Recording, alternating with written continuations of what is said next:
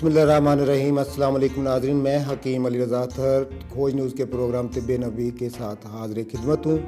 नाज़रीन, आज का जो टॉपिक है वो है डेंगू बुखार। नाज़रीन, बिल्कुल इसी मौसम में इसका लावा और ये सारा कुछ आपको पता है कि बखूबी कि ये पनपता है और ये डेंगू बुखार हो जाने के चांसेस होते हैं। मैं बिफोर टाइम अपनी एक ड्यूटी समझते हुए आपसे मुखातब हूँ कि डेंगू बुखार बेसिकली होता क्या है। डेंगू बुखार ये होता है कि ये जो वायरस है डेंगू, इसका असल में ये हमारे नर्वस सिस्टम के ऊपर ये अटैक करता है और शदीद सर दर्द होता है, उसके साथ बहुत तेज़ बुखार हो जाता है और हमारे इम्यून सिस्टम यानी क़ुव्वत मुदाफ़े पर इस तरह का अटैक करता है, उसको इंतहाई कमज़ोर कर देता है और साथ साथ प्लेटलेट्स जो है ना वो गिरना शुरू हो जाते हैं। अब नाज़रीन, जब प्लेटलेट्स हमारे इंतहाई गिर जाते हैं और हमारा HB लेवल कम हो जाता है और इम्यून सिस्टम बिल्कुल डैमेज हो जाता है तो खुदा न खास्ता इससे मौत वाक़या हो जाती है। यहाँ पे नाज़रीन मैं अर्ज़ करूँगा कि ये जो प्लेटलेट्स है ये होता क्या और हमारे जिस्म में ये क्या करता है।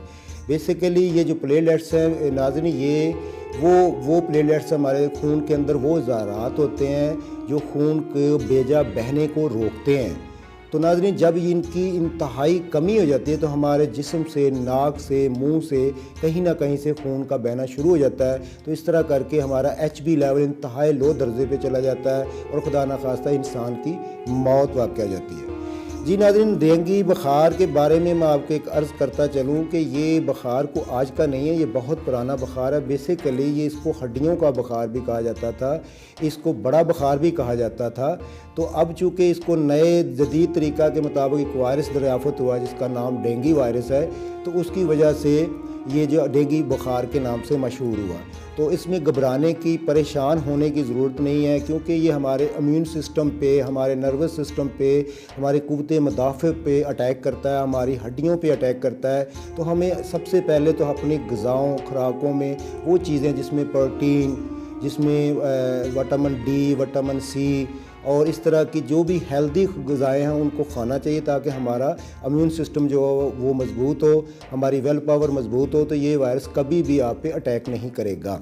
जी नाज़रीन, डेंगू वायरस से, डेंगू बुखार से बचने की एहतियात जो है मैं आपको अर्ज़ करता हूँ। सबसे पहले तो ये है कि जब भी सीज़न चेंज होता है, आपने गौर किया होगा, ये बेसिकली मलेरिया की एक क्रिटिकल सूरत हाल है।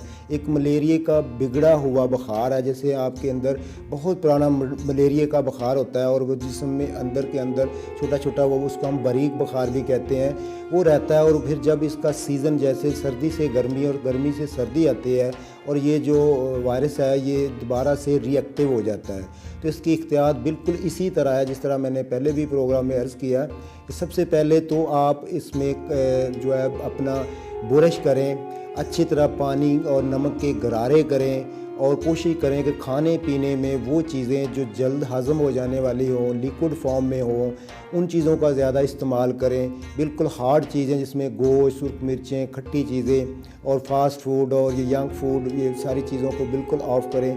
ख़ास तौर पर बेकरीज़, कोल्ड ड्रिंक्स और इस तरह की चीज़ें जिससे हमें फ्लू, नज़ला, ज़ुकाम के हो जाने के अंदेशा हो, और बिल्कुल इनको ऑफ़ करें। और जो जितनी भी मंशियात हैं उनको ऑफ़ करें।